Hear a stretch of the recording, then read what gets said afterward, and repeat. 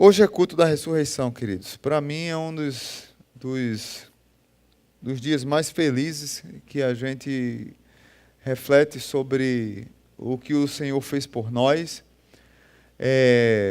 Esses dias nós estamos pregando sobre a preparação para esse tempo. Falamos sobre a preparação de Jesus para a morte.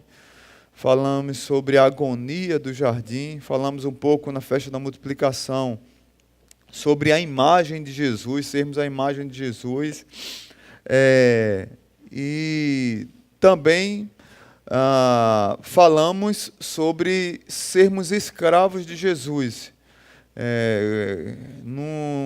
Na peça, sexta-feira e que também terá hoje à noite, tarde e noite. A ideia de que eu fui crucificado com Cristo e não tem nada melhor do que ser crucificado com Cristo e ser escravo dele, porque em sendo escravo de Jesus eu sou liberto dos meus pecados, liberto para dizer não àquilo que não agrada a Deus. Ser escravo de Jesus, na verdade, é ser livre em Cristo, como diz a própria palavra de Deus. Só que hoje eu vou falar sobre o caminho pós ressurreição. Geralmente, Jesus, quando você olha nas narrativas do Evangelho, você percebe que Jesus apareceu para alguns grupos e para algumas pessoas individualmente pós-ressurreição. E talvez você já tenha me ouvido refletir sobre Lucas capítulo 24. Eu gosto demais desse texto, que é quando Jesus vai com os discípulos no caminho de Emaús. Mas sempre que a gente olha o texto, nós tiramos novas lições. E hoje eu queria trazer mais algumas lições para vocês desse texto. Peço que você abra lá em Lucas, Evangelho de Lucas, capítulo 24, a partir do verso 13. Evangelho de Lucas 24, a partir do 13. Diz assim a palavra de Deus. Naquele mesmo dia, 2 deles estavam indo para um povoado chamado Emaús, a 11 quilômetros de Jerusalém. No caminho, conversavam a respeito de tudo o que havia acontecido. Enquanto conversavam e discutiam, o próprio Jesus se aproximou e começou a caminhar com eles. Mas os olhos deles foram impedidos de reconhecê-lo. Ele lhes perguntou: sobre o que vocês estão discutindo enquanto caminham? Eles pararam com rostos entristecidos. Um deles, chamado Cleopas, perguntou-lhes: você é o único visitante em Jerusalém que não sabe das coisas que ali aconteceram nestes dias? Que coisas? Perguntou ele. O que aconteceu com Jesus de Nazaré? Responderam eles. Ele era um profeta, poderoso em palavras e em obras diante de Deus e de todo o povo. Os chefes dos sacerdotes e as nossas autoridades o entregaram para ser condenado à morte e o crucificaram. E nós esperávamos que era ele que ia trazer a redenção a Israel. E hoje é o 3º dia desde que tudo isso aconteceu. Algumas das mulheres que entre nós deram um susto hoje. Foram de manhã bem cedo ao sepulcro e não acharam o corpo dele. Voltaram e nos contaram ter tido uma visão de anjos que disseram que ele está vivo. Alguns dos nossos companheiros foram ao sepulcro e encontraram tudo exatamente como as mulheres tinham dito, mas não o viram. Ele lhes disse: como vocês custam a entender? E como demoram a crer em tudo que os profetas falaram. Não devia o Cristo sofrer estas coisas para entrar na sua glória? E começando por Moisés e todos os profetas, explicou-lhes o que constava a respeito dele em todas as Escrituras. Ao se aproximarem do povoado para o qual estavam indo, Jesus fez como quem ia mais adiante. Mas eles insistiram muito com ele. Fique conosco, pois a noite já vem. O dia já está quase findando. Então ele entrou para ficar com eles. Quando estavam à mesa com eles, tomou pão, deu graças, partiu e deu a eles. Então os olhos deles foram abertos e o reconheceram, e ele desapareceu da vista deles. Perguntaram-se um ao outro: não estava queimando o nosso coração enquanto ele nos falava no caminho e nos expunha as Escrituras? Levantaram-se e voltaram imediatamente para Jerusalém. Ali encontraram os 11 e os que estavam com eles reunidos, que diziam: é verdade, o Senhor ressuscitou e apareceu a Simão. Então os dois contaram o que tinha acontecido no caminho e como Jesus fora reconhecido por eles quando partia o pão. Pai Santo, muito obrigado pelo dia de hoje. Muito obrigado porque podemos dizer que o Senhor está vivo, que o túmulo está vazio, que a cruz está vazia, mas o trono do Rei dos Reis, Senhor dos Senhores, está ocupado. O Senhor está vivo e está lá. O Senhor continua reinando sobre todas as coisas. Muito obrigado porque nós não vivemos sobre a expectativa da desesperança, do desalento. Nós vivemos sobre a expectativa da Tua vinda, nós vivemos na expectativa da alegria da Tua espera, da ansiedade de esperar o nosso Senhor, porque o Senhor está vivo e reina para sempre. Muito obrigado porque nós poderíamos procurar em qualquer túmulo da face da terra, aqui jaz Jesus Cristo, mas não vamos encontrar, porque lá não há Jesus Cristo, lá há um túmulo vazio, porque de lá o Senhor saiu, porque o Senhor venceu os grilhões da morte, e o Senhor está vivo. Que dia especial, Senhor, que nós podemos recobrar o nosso ânimo e renovar nossa esperança. No nome de Jesus, amém. Então, como eu disse, os evangelhos contam em suas narrativas as aparições de Jesus pós-ressurreição.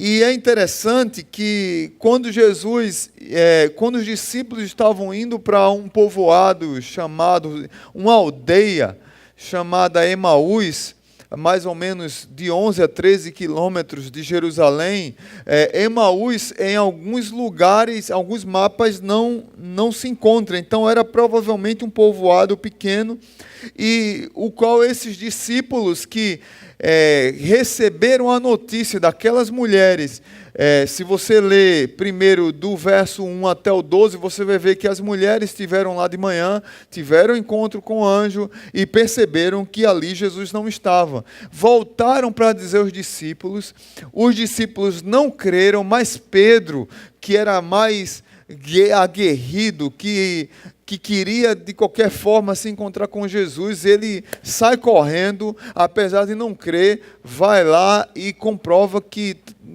as ataduras que enrolaram Jesus estavam lá, mas Jesus não estava realmente, ele havia ressuscitado. Mas esses discípulos que estão indo para Emaús estão tristes, estão sem esperanças, estão desalentados, estão frustrados, estão decepcionados. Eles estão sem expectativa, porque o sonho foi destruído, porque a utopia que eles criam que aquele rei iria assumir o trono, iria vencer o Império Romano e seria o rei deles, ele agora está morto, e todos os seus planos se desmoronam como um castelo de cartas, como um castelo de areia, aquele castelo de areia que nós fazemos na beira da praia, e daqui a pouco vem uma onda e passa por cima e acabou todo o trabalho de 2, 3, 4 horas por causa de uma simples, mas bravia onda para aquele castelo. Então muitos de nós passamos por situações como essas. Esses discípulos estavam intensamente deprimidos e frustrados. O clima deles era de dor. Eles não estavam mais em Jerusalém.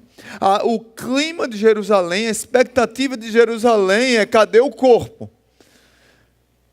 Estamos com medo, mas chegou a notícia de que ele está vivo. Os discípulos não acreditaram, mas havia essa expectativa. Os discípulos de Emaús não, eles estavam com a notícia da sexta-feira: Jesus está morto. A mensagem que ecoava na sua mente era que Jesus está morto. É interessante que Jesus não desiste dessas pessoas. Muitas vezes nós desistimos do projeto de Jesus da nossa vida, mas Jesus não desiste de nós. Jesus vai atrás, vai em busca para nos renovar a esperança, para tirar o pessimismo, para tirar o desalento, para acender a chama, para renovar a paixão, para soprar a última fagulha que tem lá no fundo da nossa alma, como aquela chama naquela lareira que está se apagando, está virando cinza já e não tem mais brasa, mas tem uma fagulhazinha lá que alguém tem que soprar para que a brasa volte a enxamear de novo, para que o braseiro volte a queimar. Muitas vezes nós estamos assim. Muitas vezes nós pegamos a estrada para Emaús. Muitas vezes nós ficamos com a notícia da sexta-feira, mas tem que vir alguém, e esse alguém que chega para nos acudir, para nos acolher, para soprar aquela chama novamente, é o próprio Senhor. Todos nós procuramos em algum momento da nossa vida alguém que reacenda a chama. Todos nós, em algum momento da nossa vida, perdemos as expectativas, os sonhos, os planos, tudo fica obscuro, o prazer desaparece, a alegria de viver desaparece, a alegria de servir a Deus desaparece, a paixão pela pregação do Evangelho desaparece, a paixão pela comunhão com a igreja, a paixão pela comunhão com a vida desaparece. Mas Jesus chega do nosso lado, está lá soprando aquela chama, e nós esperamos que alguém chegue, que sopre, e que essas brasas voltem a queimar, voltem a reacender. Muitos nós estamos no caminho de Emaús.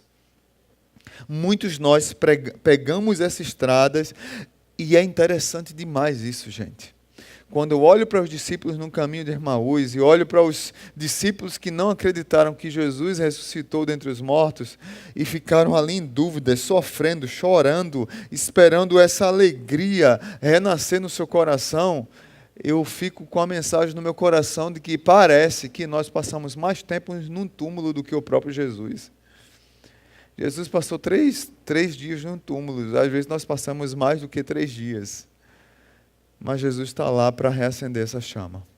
Então, olhando para esse texto, eu queria tirar algumas lições objetivas para mim e para a sua vida. Nós que muitas vezes estamos morrendo por dentro sem perceber, o caminho de Emaús está gigante na nossa frente, porque nós achamos que Emaús é o único caminho para a nossa vida, em muitas vezes. Então, hoje eu vou falar sobre o caminho. E por mais que pareça difícil, no caminho para Emaús, num caminho para a dor que Jesus quer nos restaurar. A gente está caminhando para o sofrimento e Jesus vai conosco para o sofrimento, para o Emaús da nossa vida, para restaurar a chama que está lá se apagando, que está lá morrendo, que parece que colocaram água nela. Então, a primeira lição para mim e para a sua vida é que no caminho acontecem as superações da vida.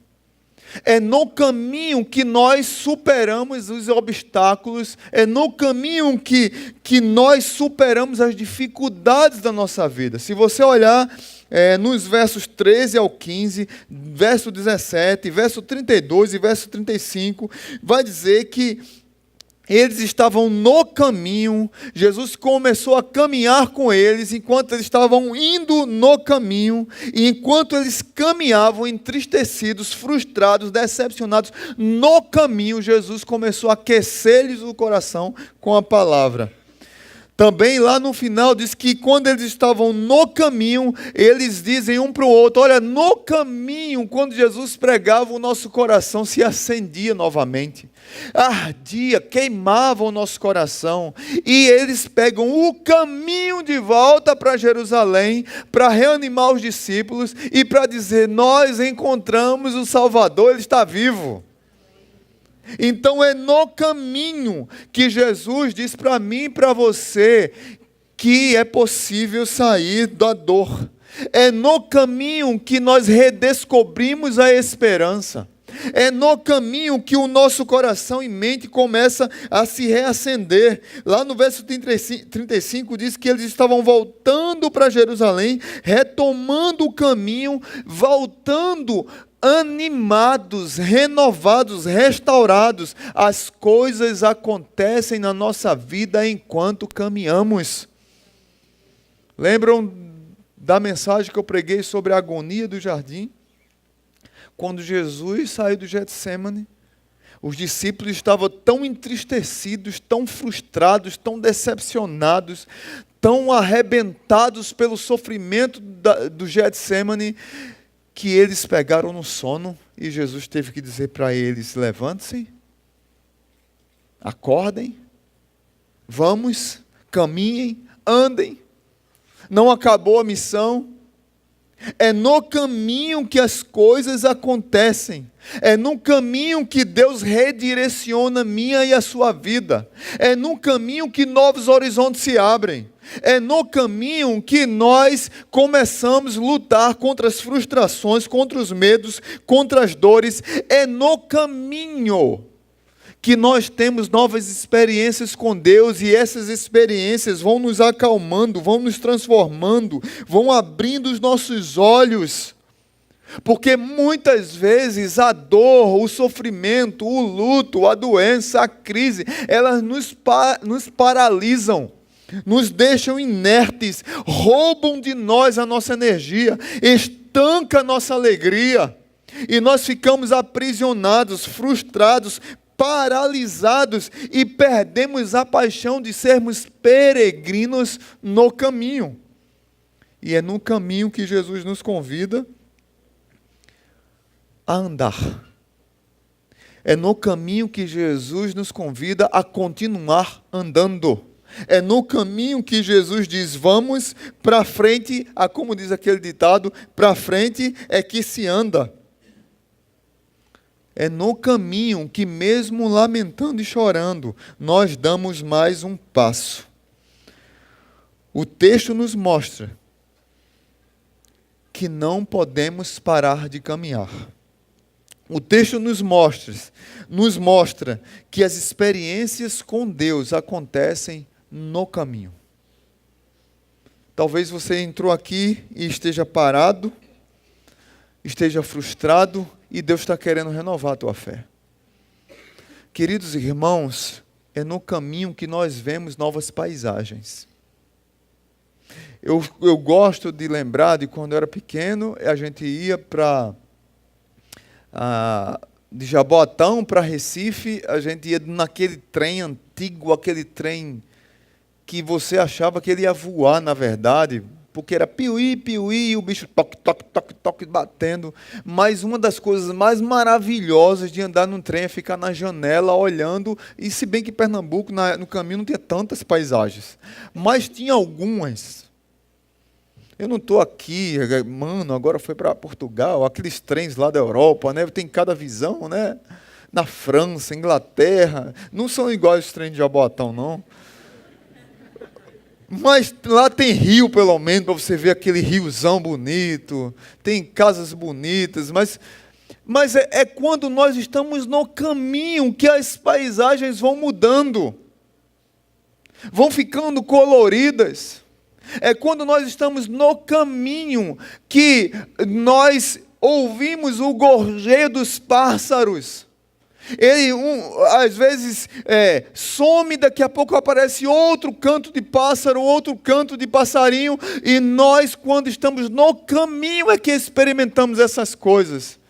Mas muitas vezes nós queremos ficar parado, sem permitir que o sol da justiça se ilumine, se renove na nossa vida, e nós perdemos as paisagens, nós perdemos as visões, nós perdemos as nuances, nós perdemos as cores, nós perdemos a alegria do caminho.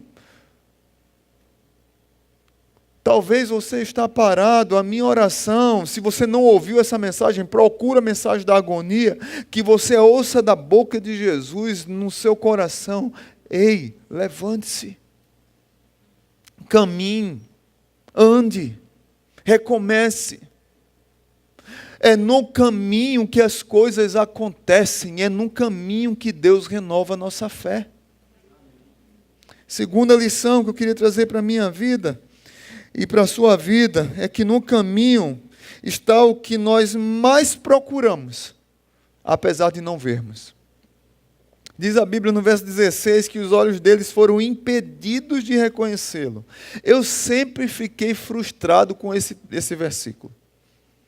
E aí eu procurava no seminário os professores especialistas em grego, em hebraico, e diziam, tem que ter uma explicação para isso aqui. Tem que ter uma explicação cultural, tem que ter uma explicação linguística, geográfica, não tem condições. Os caras estavam do lado de Jesus, caminhando 11 quilômetros e não perceberam. E aí teve uma frase que um professor meu de grego, ele disse uma coisa interessante, ele disse, não só os discípulos de Emaús, mas muitas vezes eu e você não estamos preparados para enxergar o absurdo. E o absurdo, às vezes, é tão simples e está do nosso lado, mas nós estamos com os olhos tão encharcados que não conseguimos enxergar. A coisa que nós estamos procurando está do nosso lado. Você já viu o marido procurando o cinto? A mulher grita da cozinha onde está o lugar, tudo, o cinto está batendo na cara dele e ele não consegue ver. Não, a irmã está me entregando aqui, irmã. Eu não sou assim, não, de vez em quando. Você já viu isso? Procurando uma vasilha na cozinha, o marido, aí a filha de 10 anos, painho, pelo amor de Deus, está aqui. Às vezes está lá do nosso lado, está andando conosco e Jesus está lá e nós não reconhecemos. É no caminho que nós estamos procurando, mas não vemos. Jesus se revela do lado, Ele está ali disponível para ser abraçado, para ser sentido, para termos tempos de conversa com Ele, para abraçarmos, mas os nossos olhos estão encharcados. Os nossos olhos estão cheios de lágrima, tanta lágrima, que não conseguimos enxergar um absurdo plausível. Às vezes a dor é mais forte que trava a nossa visão. Às vezes a dor é tão grande que nos impedem de ver. O desalento e a desesperança, ela chega com uma força tão grande que nós não conseguimos enxergar essa possibilidade que o professor me disse a mim. Nós, muitas vezes, não estamos preparados para enxergar a possibilidade do absurdo. Mas o absurdo está lá do nosso lado. O nosso coração está travado. Muitas vezes nós gostamos de entrar num rosário de lamentações e de reclamações da vida e não nos debruçamos na resolução que está lá simples do nosso lado. Muitas vezes nós dedicamos a nossa vida apenas para chorar, para reclamar, para dizer que Deus não quer mais nada conosco, para dizer que nada dá certo. Nós gostamos de dizer que o mundo conspira contra nós,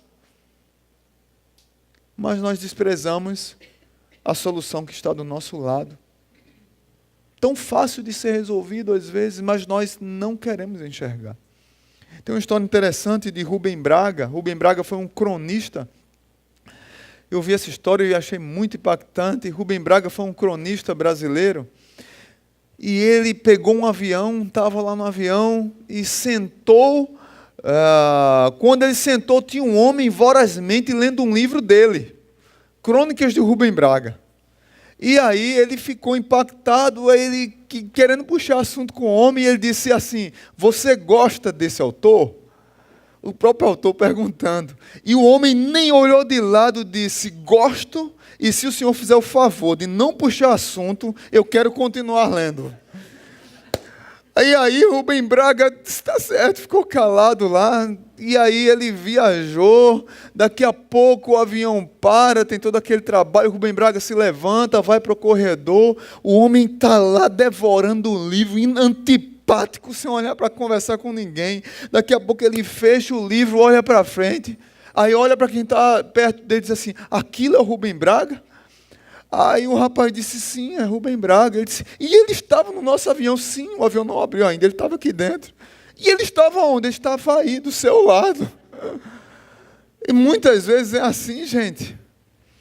A bênção está do nosso lado, o Senhor está do nosso lado, querendo nos abençoar, restaurar nossa vida, mudar a nossa história, e nós passamos a viagem toda, como esse homem lá, passou 2, 3 horas numa viagem, podendo conversar com o autor, um dos autores que ele mais gostava, debatendo o livro, um dos livros que ele mais amava, mas ele desperdiçou a oportunidade, porque ele estava enfurnado lá, com antipatia, sem querer olhar para os lados, sem querer ter uma nova visão, um novo horizonte, sem querer discutir a situação, sem querer conversar com quem estava de lado. E muitas vezes é assim, Jesus está do nosso lado, querendo resolver a nossa situação, e nós muitas vezes queremos que a solução seja que venha um batalhão de anjos, que desça um raio do céu, que uma montanha se mova, que o mar se seque. É assim que a gente quer resolver. Porque diz, não, se não for desse jeito, Deus não falou comigo. E Deus está dizendo, o caminho é só esse aqui, é só virar a chave, é só dar esse passo, é só virar à esquerda, é só virar à direita. Não, mas a gente quer que Deus mova moinhos, quando Deus está nos convidando do nosso lado para algo simples, do nosso lado. É no caminho que Deus quer resolver nossas situações, é no caminho que nós precisamos enxergar que Deus está do nosso lado, querendo nos ajudar. Então nós podemos olhar para o lado e perceber que Deus está ali. Amém?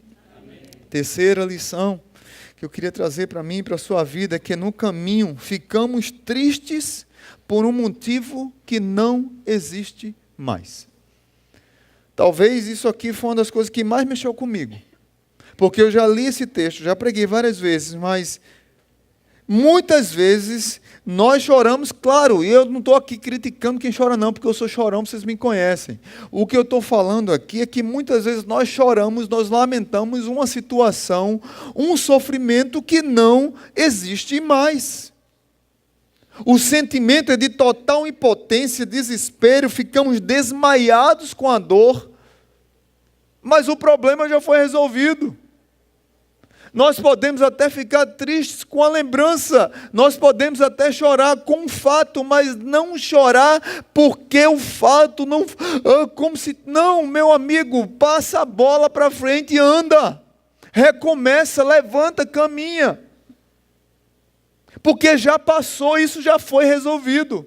Mas no caminho nós ficamos muitas vezes tristes por um motivo que não existe mais. E o motivo que esses homens estavam chorando, frustrados, decepcionados, desalentados, sem sonhos, sem esperança, era o motivo de que Jesus morreu, mas Jesus não estava mais morto, ele havia ressuscitado. A morte foi vencida por ele. E ele estava ali de lado, e os homens chorando, reclamando, porque o mestre deles tinha morrido, o rei deles tinha morrido, e com o rei foi enterrado os seus sonhos, seus planos, sua utopia, seus sonhos de vencer o Império Romano, seus sonhos de sair da escravidão do Império Romano, e agora tudo foi por água abaixo. Todos os planos, todos os sonhos foram por água abaixo, mas eles choravam por um motivo que não existe mais. O maior problema que eles choravam já tinha sido resolvido.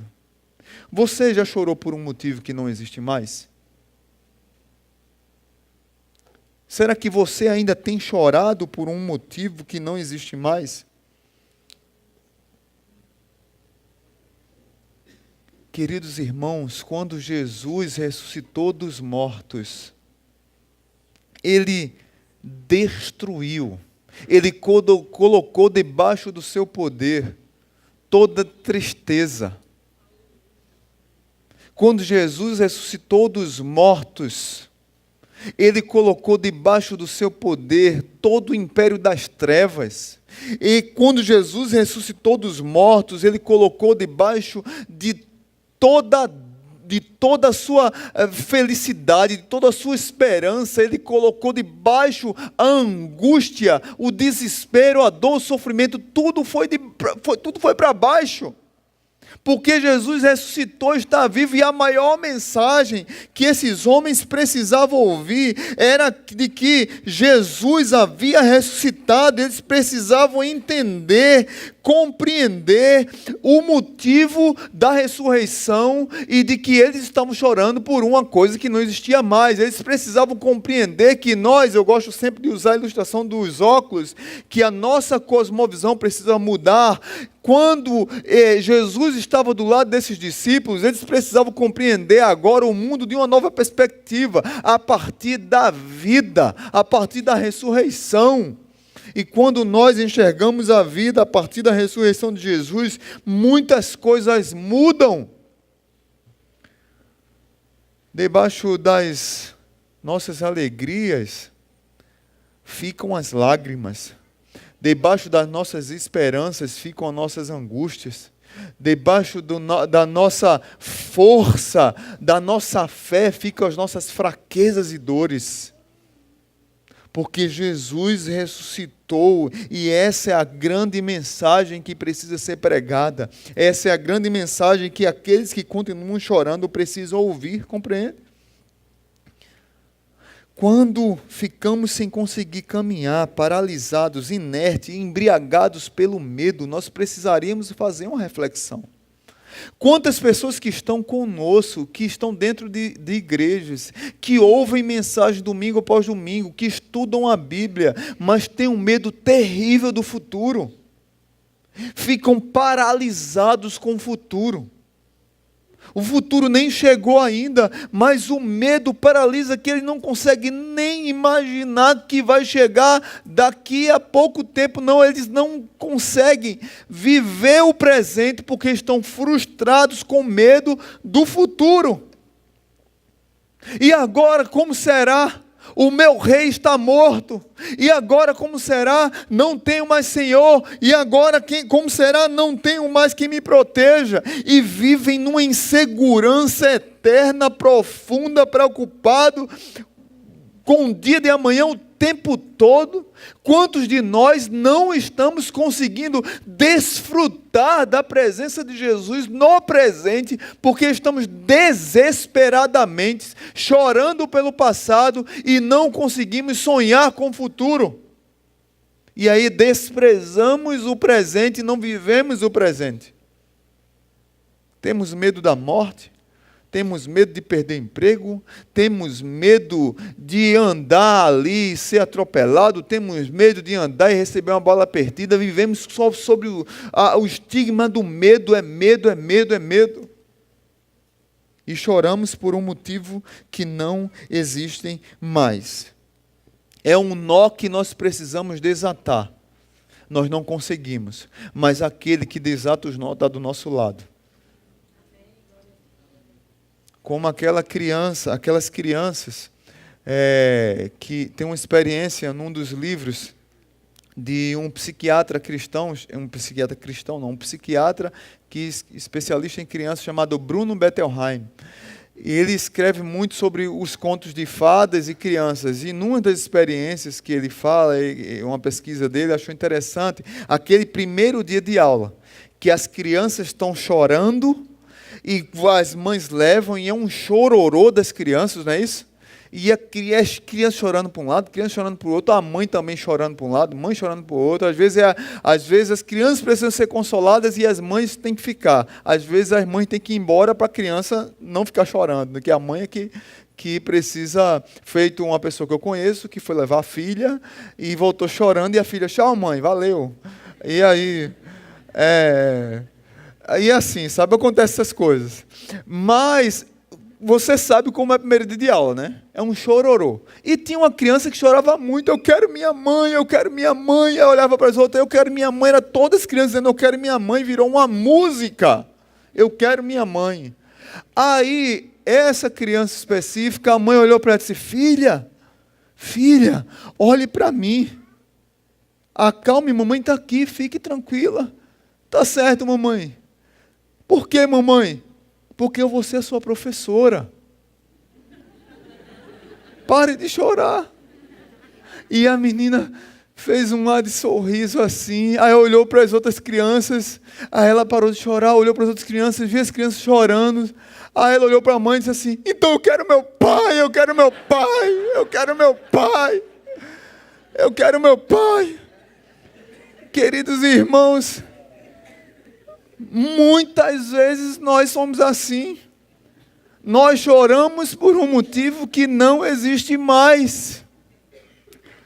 Muitas vezes nós somos igual a essa criança, muitas vezes nós precisaríamos cantar esse hino que nós cantamos aqui, olha, porque Ele vive, eu posso crer no amanhã, porque Ele vive, temor não há.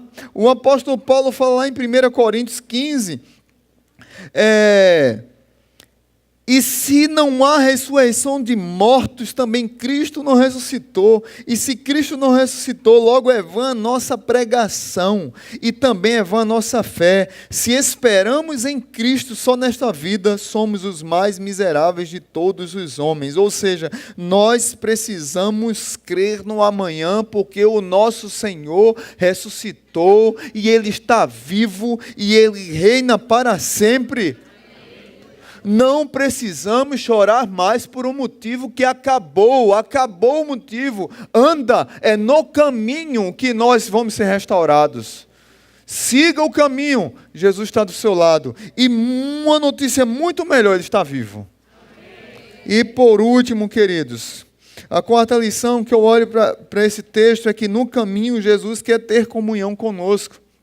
Verso 28 a 31 diz que Jesus, ele fez como quem ia embora, fez como que fosse continuar a jornada, porque já era noite, mas os discípulos de Emaús disseram: não, entrem na cidade conosco, entrem na casa conosco, vamos cear conosco, é perigoso, entre aqui. Mas na verdade, no fundo, o que Jesus queria era entrar. Após uma conversa maravilhosa, após um caminho maravilhoso, aqueles discípulos estão com o coração aquecido, como eles mesmos disseram, depois que os olhos deles foram desencharcados. Eles percebem que Jesus está vivo e eles começam a compreender que já estava acontecendo algo no caminho. E um diz para o outro: olha, por acaso o nosso coração não ardia enquanto no caminho ele expunha as Escrituras? O nosso coração estava queimando. Então eu fico imaginando aquela conversa boa, gostosa, maravilhosa, aquela conversa que a gente vai andando e vai conversando, esquece do tempo. E Jesus batendo papo com aqueles homens, conversando, e a conversa não queria acabar, e eles chamam para entrar. Às vezes aquela conversa de quando a gente vai jantar com alguém, e a gente vai para a porta, e daqui a pouco vai no meio, perto do carro, aí conversa mais um pouquinho, aí daqui a pouco mais um pouquinho, mais meia hora, e daqui a pouco você sai tarde, entra no carro, abre o vidro e conversa mais. Aquela conversa saborosa, que você gosta de estar lá, é isso que Jesus quer ter conosco. É essa comunhão que Jesus se dispõe a ter. É esse relacionamento que Jesus se dispõe a ter com a minha vida e com a sua. É no caminho que Jesus quer ter comunhão com a minha vida e com a sua. Experiência íntima. Experiência de comunhão, experiência de abraço, experiência de bater um papo, de olhar um olho no outro, experiência de entender o que há um no coração do outro, de empatia, de chorar um com o outro. Mas muitas vezes nós fechamos as portas do nosso coração para Jesus. Nós é que fechamos as portas. Nós é que resolvemos tudo do nosso jeito. Nós é que queremos dizer: Jesus, fica do lado de fora, seja bem-vindo ao lado de fora do meu coração, continua aí, quando eu precisar de você, eu chamo. Como disse S. Lewis, naquele livro A Anatomia da Dor, que ele Muitas vezes ele achava que Deus trancou a porta do acesso a Deus e trancou o ferrolho com cadeado por dentro. Mas na verdade ele percebe no final da dor que foi ele que trancou a porta, porque Deus nunca trancou a porta sempre esteve aberta.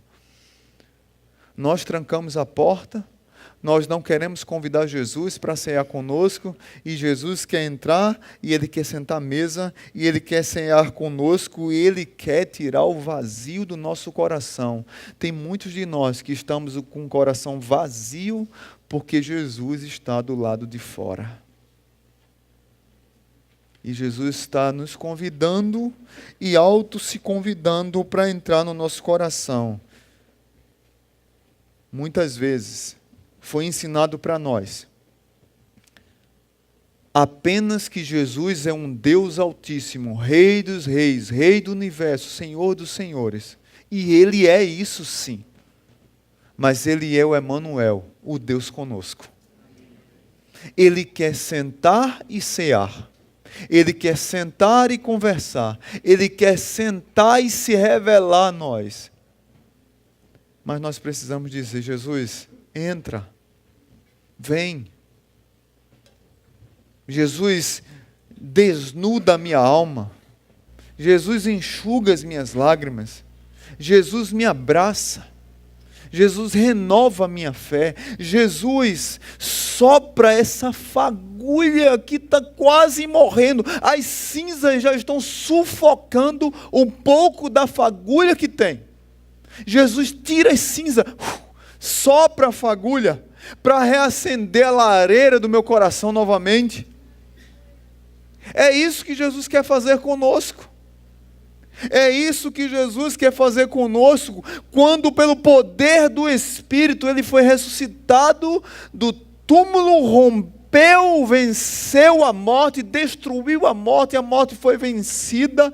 Mas muitas vezes nós ficamos olhando para sexta-feira, mas hoje é domingo. Ele ressuscitou, Ele está vivo, e a notícia maravilhosa é que se Ele está vivo, tem esperança para mim e para a sua vida. Por mais que eu esteja caminhando para Emaús, para o caminho da fuga, para o caminho do sofrimento, Jesus, Ele foi comigo para o caminho de Emaús, para o caminho do sofrimento, e me convidou para voltar para Jerusalém. Que seja assim na minha vida, que seja assim na sua vida. Amém? Amém. Pai bendito, muito obrigado. Muito obrigado por tua rica palavra. Muito obrigado por essa manhã maravilhosa, que o Senhor renova a nossa fé, e que nós podemos dizer de todo o nosso coração: vem, Jesus.